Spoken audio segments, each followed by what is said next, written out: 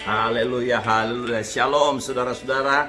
Puji Tuhan, kita jumpa lagi di pagi hari yang luar biasa ini. Haleluya, saya percaya bahwa semua saudara aman dalam perlindungan Tuhan. Kita jumpa kembali di dalam ibadah yang luar biasa. Jemaat Tuhan yang kekasih dalam Tuhan Yesus Kristus, mari kita merendahkan hati di hadapan Tuhan.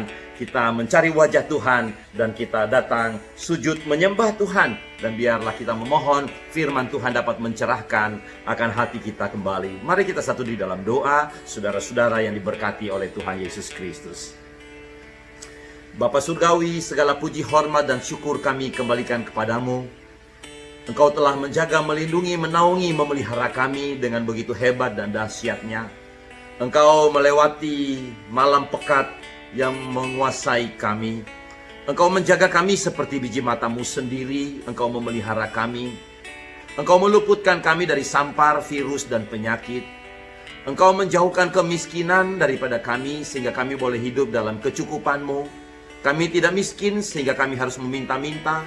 Kami tidak perlu terlalu kaya sehingga kami menyombongkan diri, tapi biarlah kami terus sadar kami boleh sampai hari ini, sampai saat ini ada. Ini semua oleh anugerah Tuhan bagi setiap kami. Ini semua kasih karunia Tuhan bagi kami. Ketika kami masih bisa makan, kami masih bisa bernyanyi, kami masih bisa tersenyum, kami masih bisa bekerja. Semua ini adalah anugerah Tuhan yang luar biasa. Terimalah hormat pujian kami yang kami naikkan kepadamu ya Bapa. Dan saat ini kiranya Tuhan, kami mau mendengarkan isi hatimu. Mari Roh Kudus impartasikan kebenaran firman Tuhan bagi setiap kami. Dan biarlah firman Tuhan itulah yang mengubah kehidupan kami, yang membuat kami menjadi orang-orang yang hidup bersandar hanya kepada Tuhan. Dengar doa hamba-Mu, pakailah hamba-Mu untuk menjadi saluran berkat dari kebenaran firman Tuhan di pagi hari yang luar biasa ini. Haleluya. Di dalam nama Tuhan Yesus, aku hamba-Mu sudah berdoa. Amin. Amin. Saudara kekasih di dalam Tuhan Yesus Kristus, saya minggu lalu tidak sempat untuk online karena saya harus drive 5 hours, 5 jam untuk pelayanan di satu tempat di desa jauh dari kota Pontianak. Dan puji Tuhan, semua boleh terus dalam pemeliharaan Tuhan, boleh menjadi berkat bagi orang-orang di daerah sana. Dan saat hari ini saya boleh kembali dengan saudara bertemu dalam ibadah secara online.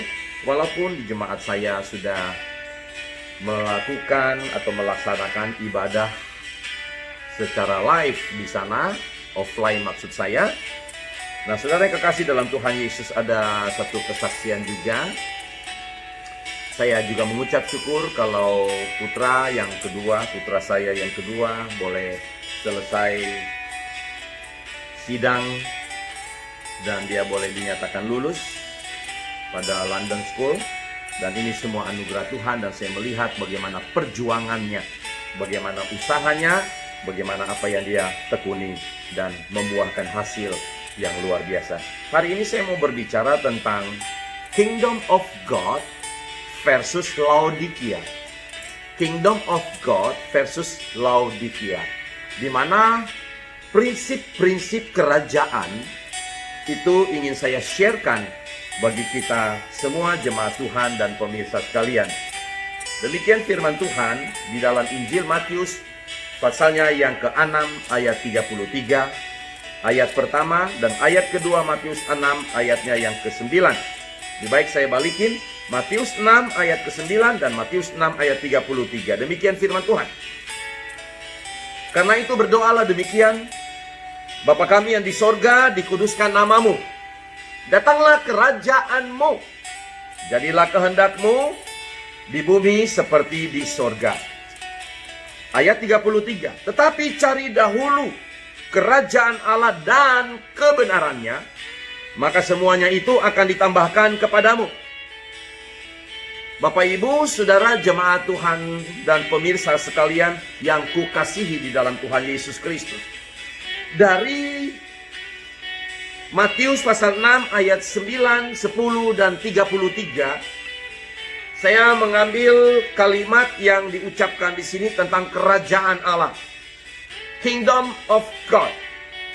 Kata kerja dalam bahasa Inggris Ya, kata kerajaan dalam bahasa Inggris itu berbicara tentang kingdom, mengatakan kingdom. Jadi kingdom berasal dari dua kata, yaitu king and dominion. Raja yang berdaulat. Jadi kalau saya gabungkan, kingdom of God adalah kehendak atau kedaulatan Tuhan yang dinyatakan dalam kehidupan kita. Tidak ada kehendak yang lebih baik selain kehendak Tuhan. Katakan amin, saudara. Tidak ada kehendak yang lebih baik lagi dari kehendak Tuhan yang terjadi dalam kehidupan kita. Ketika kita mengerjakan apa yang Tuhan kerjakan, maka hidup kita akan semakin dekat dengan kasih karunia Tuhan. Amin, saudara.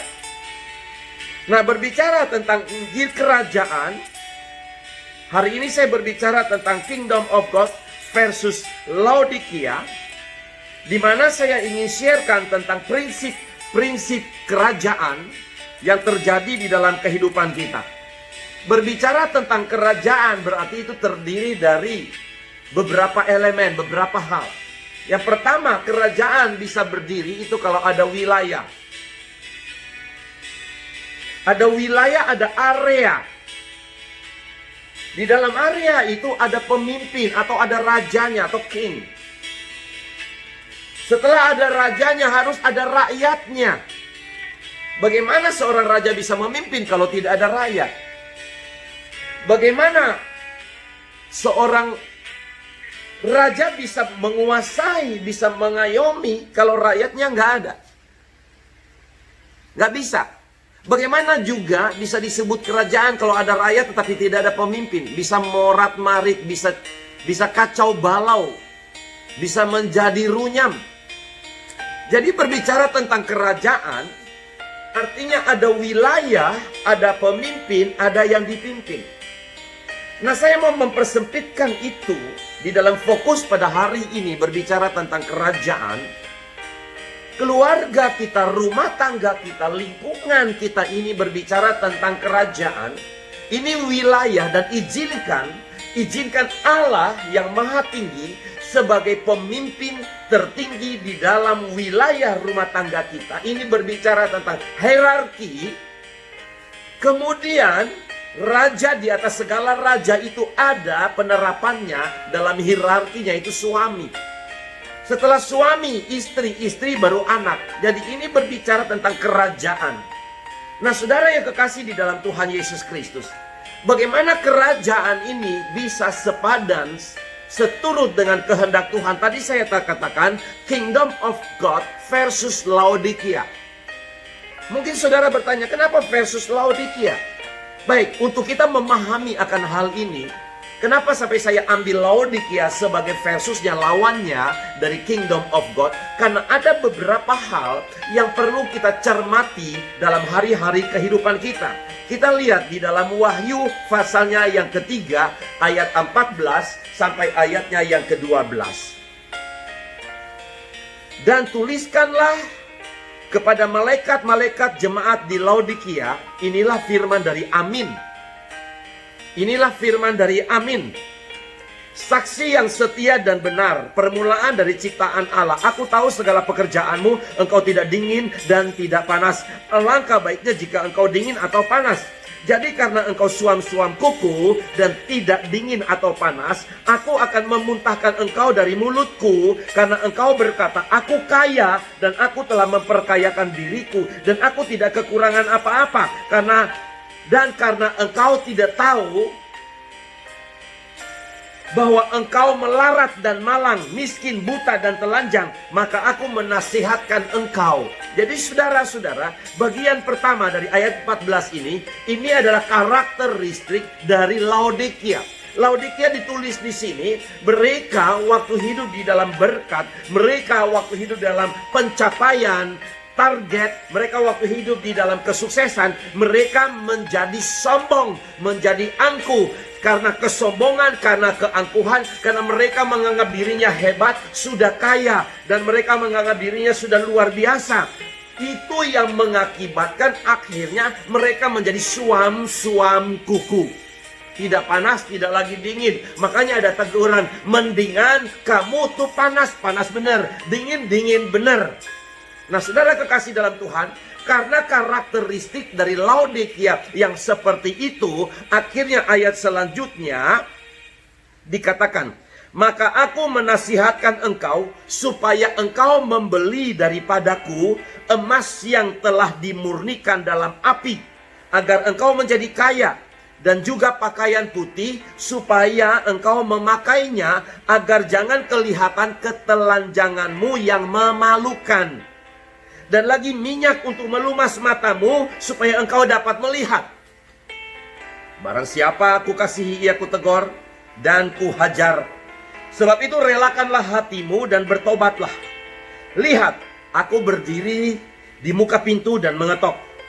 Jika ada orang yang mendengar suaraku dan membukakan pintu, aku akan masuk mendapatkannya.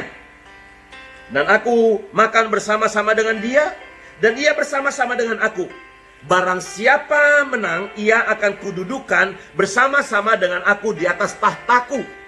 Sebagaimana aku pun telah menang dan duduk bersama-sama dengan Bapakku di atas tahtanya. Siapa bertelinga, hendaklah ia mendengarkan apa yang dikatakan Roh kepada jemaat-jemaat. Apa yang dikatakan Roh kepada jemaat-jemaat. Biarlah pada pagi hari ini Roh Kudus menolong saudara dan saya, menolong jemaat dan pemirsa sekalian untuk memahami, mengerti eksistensi kebenaran firman Tuhan yang hakiki ini, untuk membuat kita membuat pilihan, prinsip-prinsip dalam kerajaan Allah, dalam rumah tangga kita, di mana Allah sebagai pucuk pimpinan tertinggi, King of all the king, yang kemudian suami, istri, baru anak-anak, jangan dibolak-balikan. Nah, berbicara tentang Laodikia. Kenapa saya berbicara tentang Laodikia? Laodikia dalam gambaran gereja akhir zaman, gereja yang suam-suam kuku. Sebab mengapa terjadi suam-suam kuku? Kenapa terjadi teguran yang keras daripada Tuhan? Sehingga Tuhan bilang, beli daripadaku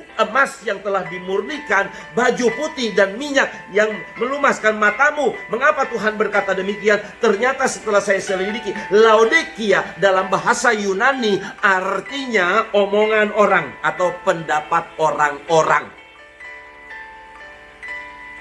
Jadi saudara-saudara kekasih dalam Tuhan, Laodikia artinya pendapat orang-orang.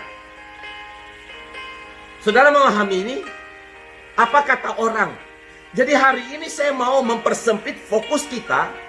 Mari perbanyak fokus dan buka telinga kita pada kebenaran firman Tuhan daripada mendengar pendapat orang-orang. Kenapa saya berani berkata demikian? Kita lihat sekarang, buka televisi saudara. Buka televisi, buka handphone, baca berita dan sebagainya. Semua rata-rata kurang lebih hampir seluruhnya negatif. Bicara COVID lah, bicara pandemi, bicara ekonomi, bicara kerusuhan, bicara bencana, segala persoalan yang kita terima, yang kita dengar selalu menjadi negatif. Dan inilah yang membuat kita semakin menciut, inilah yang membuat kita ketahanan kita semakin merosot. Dan dengar baik-baik, semua perkataan negatif yang kita terima itu akan membuat sel-sel di dalam tubuh kita menjadi hari semakin lemah. Oleh sebab itu, mari hari ini persempitkan fokusmu pada pendapat orang-orang atau Laodikia itu, dan kita berbalik kepada Tuhan. Kita mau mendengar suara Tuhan, kita mau belajar firman Tuhan, karena firman Tuhan berkata, tetapi yang merenungkan Taurat Tuhan siang dan malam, ia akan seperti pohon yang tumbuh di tepi aliran sungai, yang berbuah pada musimnya, yang tidak akan layu daunnya, dan dikatakan apa yang diperbuatnya berhasil. Ayub berkata, orang yang bergaul karib dengan Tuhan akan peroleh keuntungan. Katakan amin, saudara. Haleluya. Saudara kekasih di dalam Tuhan Yesus Kristus, nah kita lihat akhir-akhir ini kita sering mendengar istilah demokrasi, di mana rakyat yang menjadi tuan, rakyat yang bertindak sebagai tuan. Saudara-saudara kekasih dalam Tuhan, tadi saya berbicara tentang bagaimana kalau demokrasi, rakyat yang menjadi tuan, lalu pemerintah jadi kacungnya. Oke, mungkin ada sependapat orang yang berkata demikian. Tetapi no, di dalam hierarki, kalau kita mau berbuat demikian sebagai rakyat adalah tuan yang dilayani oleh pemerintah yang adalah kacung kita, mutlak kewajiban kita adalah tunduk kepada Tuhan, tunduk kepada pemimpin, tunduk kepada presiden, tunduk kepada atasan kita. Baru hierarkinya itu turun ke bawah. Nggak bisa dibolak-balik, saudara-saudaraku. Ketika kita mulai balikkan hierarki tersebut, prinsip-prinsip kerajaan dibalik, maka terjadi suam-suam kuku. Karena kita hanya mau mendengar apa kata manusia, bukan apa kata Tuhan. Serohani apapun seseorang, kita harus mutlak tetap harus dengar firman Tuhan. Saudara, sorry saya cuma mau bilang, di akhir zaman ini seolah-olah Bible sudah degrading. Alkitab sudah degrading. Kenapa saya berani katakan gitu? Sekarang paling demen banyak pengkhotbah selalu, saya nggak menjustifikasi siapapun, tetapi saya simak, saya belajar. Ada Tuhan berbicara padaku, Tuhan berbicara padaku, Tuhan berbicara padaku. Oke, saya nggak komplain akan bagian tersebut. Tuhan berbicara padaku, Tuhan berbicara padaku. Menjadi seolah-olah ada rema secara khusus. Tuhan berbisik-bisik, atau mungkin Tuhan pakai telepon 911 kali bagi orang tersebut untuk disampaikan. Lalu apa arti Bible? Saudara, saya tidak menolak nubuatan. No, saudara, jangan salah paham. Tetapi segala sesuatu back to the Bible, kembali pada firman Tuhan. Sebab mengapa? Kebanyakan orang yang suka bilang, Tuhan berbicara padaku, Tuhan berbicara padaku. Saya lihat background kehidupannya, saya lihat karakteristik kehidupannya, tidak sesuai dengan seperti apa yang dia katakan Tuhan berbicara padaku. Tidak sesuai. Oke, saudara, jadi mari persempit kembali akan prinsip-prinsip Kingdom of God ini, ya, kerajaan Allah ini dalam kehidupan kita. Tetapi carilah dahulu kerajaan Allah dan kebenarannya. Bukan kerajaan-kerajaan main-mainan, bukan kerajaan boneka-bonekaan. Tapi carilah dahulu kerajaan Allah dan kebenarannya. Berarti mutlak back to the Bible. Bible yang fundamental, yang tidak dapat diganggu-gugat. Jadi jangan demen buka telinga pada Tuhan berbicara padaku, Tuhan berbicara padaku. Tetapi hidupnya tidak sesuai seperti apa yang dia katakan. Karakternya tidak sesuai seperti apa yang dia katakan. Hati-hati, saudaraku. Hati-hati bahwa di akhir zaman ini, di sana ada Tuhan, di sana ada Tuhan, di situ ada Tuhan. Semua ada Tuhan, saudara-saudaraku. Supaya kita tidak terkecoh di dalam hal ini, kita back to the Bible. Kembali pada kebenaran firman Tuhan. Nah, berbicara kembali pada firman Tuhan, supaya kita tidak seperti jemaat yang di Laodikia ini. Ya, kita lihat. Jemaat di Laodikia, orang-orang Laodikia, mereka menjadi suam-suam kuku karena kurang pengetahuan. Ingat Hosea 4 ayat 6 bagian A. Umatku binasa karena kurang pengetahuan. Hosea pasal 4 ayat 6 bagian A. Umatku binasa karena tidak mengenal Allah. Tapi bahasa sebenarnya, umatku binasa karena tidak punya pengetahuan tentang Allah. Karena mereka menolak pengetahuan itu. Mereka menolak pengenalan itu. Nah, ini terjadi dengan jemaat di Laodikia. Mereka beribadah secara lahiriah. Tetapi secara batiniah mereka tidak sungguh-sungguh mengasihi Tuhan. Tidak, mereka tidak sungguh-sungguh mengasihi Tuhan. Saya bingung, saudara, saya bingung. Maaf ya, kalau ada juga sesama rekan hamba Tuhan yang mendengar khotbah saya bingung. Bingungnya saya begini. Situasi pandemik seperti ini, kita perlu lihat dan tahu keadaan ekonomi itu jauh merosot, bahkan sampai 50% ke bawah. Gak sampai 50% dari biasanya. Dan ini kan guncangan besar. Lah kok para pendeta ngotot harus suruh jemaat maksa bayar perpuluhan? Kalau mau ajak saya buka tentang perpuluhan, saya akan buka, kita akan bukakan. Nah, ini keterlaluan menurut saya. Saya juga pendeta, saya punya jemaat. Tetapi bahkan saya menolong mereka. Saya melayani mereka. Bensin pulang pergi ratusan ribu.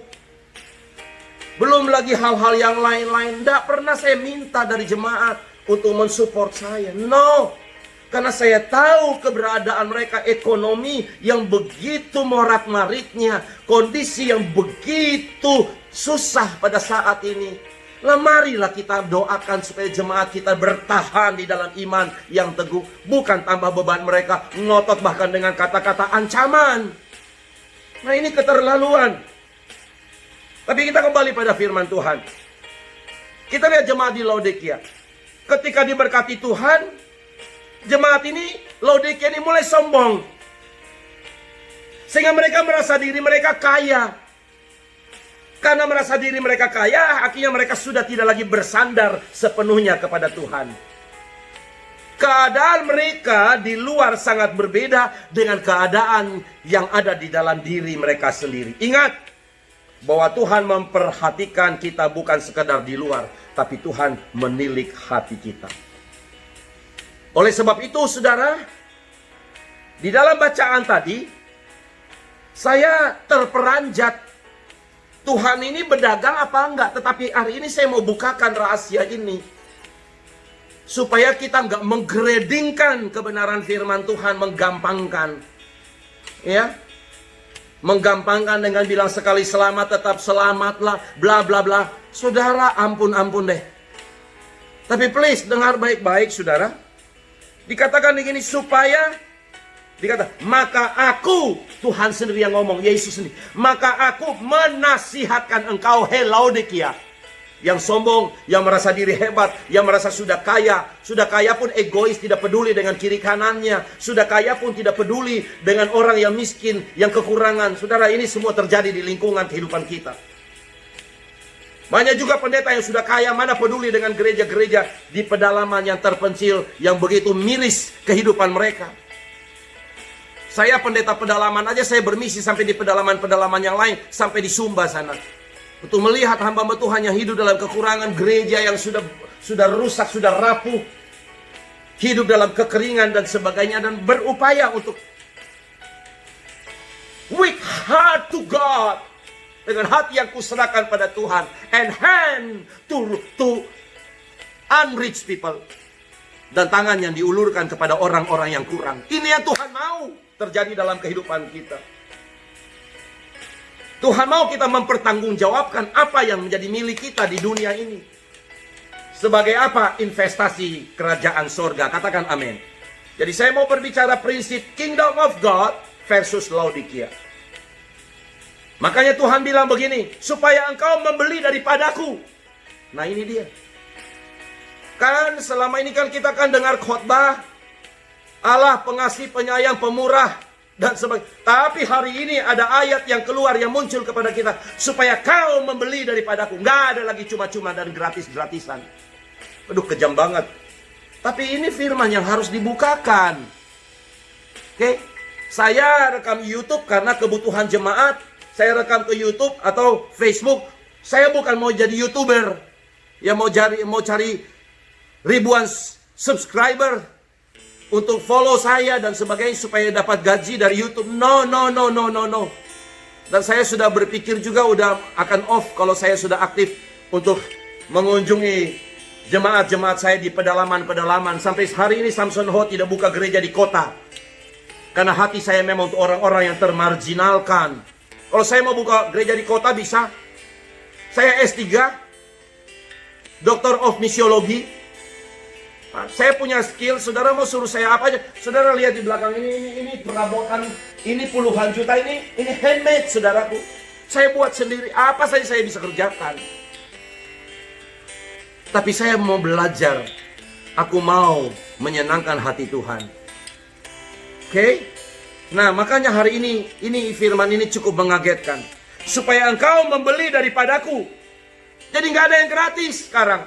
Sama Tuhan juga nggak ada yang gratis. Tapi jangan salah duga. Saudara dengar baik-baik apa yang mau saya sharekan. Supaya engkau membeli daripadaku emas yang telah dimurnikan dalam api. Agar engkau menjadi kaya. Jadi kalau mau kaya, kaya yang benar.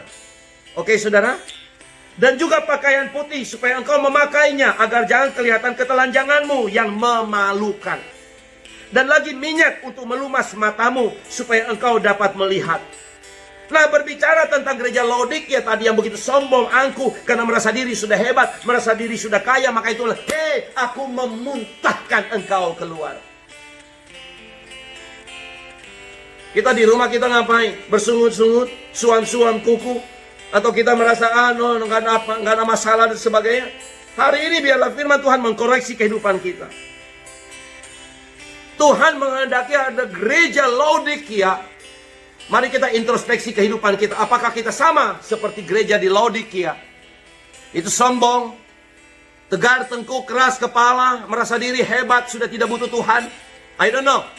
Tapi seandainya kalau itu ada dalam kehidupan kita, maka mari Tuhan bilang, beli daripadaku emas murni. Berbicara tentang emas murni, yaitu apa saudaraku? Iman yang semakin bertumbuh dan iman yang teruji. Berbicara tentang emas murni, ini berbicara tentang iman yang sudah diuji, yang melalui pelbagai macam situasi keadaan, yang melalui pelbagai macam tekanan kehidupan, melalui pelbagai macam pergumulan.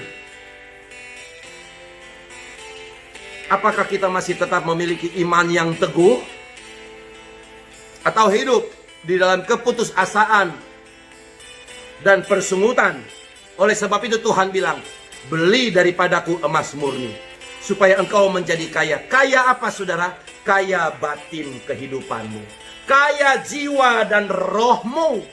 Supaya apa? Kaya batin kehidupanmu, jiwa dan rohmu, supaya engkau dapat menyenangkan hati Tuhan.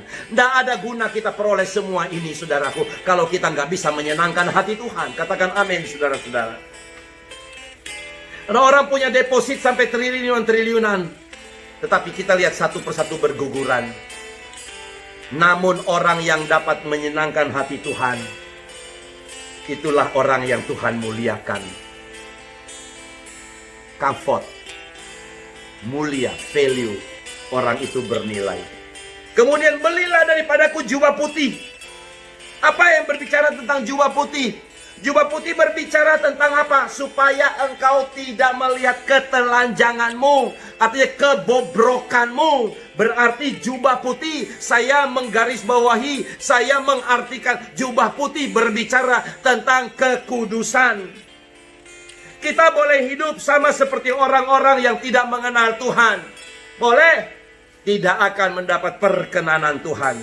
Oleh sebab itu kita perlu jubah putih, hidup dalam kekudusan Tuhan. Jaga hati, karena dari situlah terpancar kehidupan. Katakan amin saudara. Yang ketiga, dikatakan minyak untuk melumas mata. Minyak untuk melumas mata. Maksudnya apa?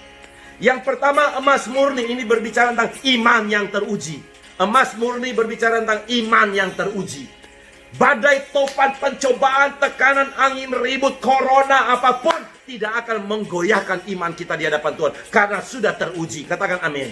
Jubah putih berbicara tentang kekudusan. Apapun tidak kita menjual akan hak kesulungan kita demi sesuap semangkok kacang merah, demi harta, demi kedudukan, demi jabatan, demi kesenangan, demi kenyamanan. Tidak kita jual akan kekudusan iman kita, kekudusan kita. Dan berbicara tentang minyak untuk melumas mata, berbicara tentang Roh Kudus.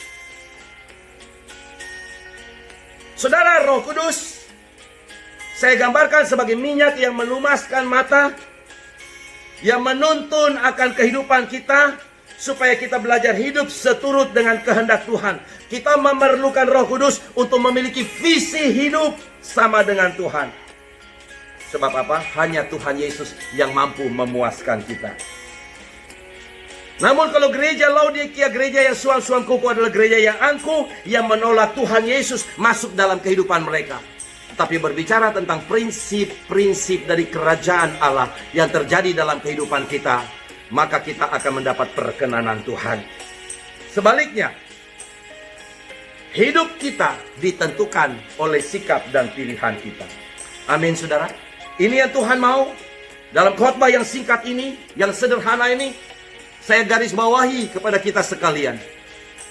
Hidup di dalam prinsip-prinsip kerajaan Allah akan membawa dan menuntun kita semakin dekat,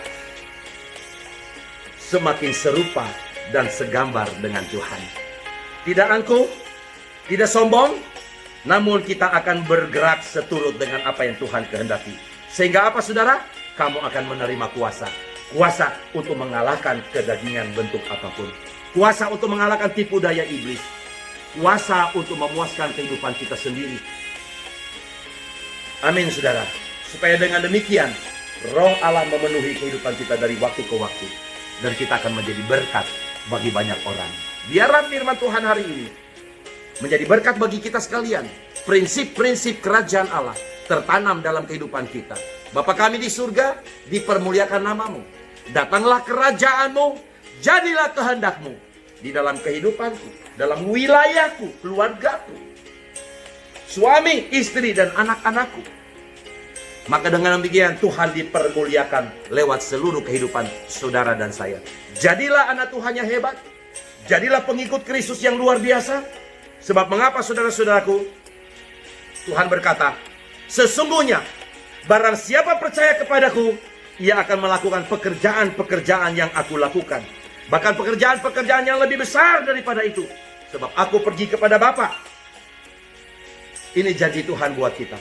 Di dalam situasi pandemik ini, kita terus bergantung dan berharap kepada Tuhan. Dan kita masukkan prinsip-prinsip kerajaan Allah dalam kehidupan kita. Beli daripada Tuhan. Beli berbicara tentang ada harga yang harus kita bayar.